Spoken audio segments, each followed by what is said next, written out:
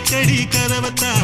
கட்டிலுக்கு கால் வலிச்ச கட்டாந்தர படுக்கதா உடம்பு முழுக்க இப்போ ஒரு ரயில் ஓடுது மச்சான் வளைச்சு நறுக்க சொல்லி வளையல் கிஞ்சது மச்சான்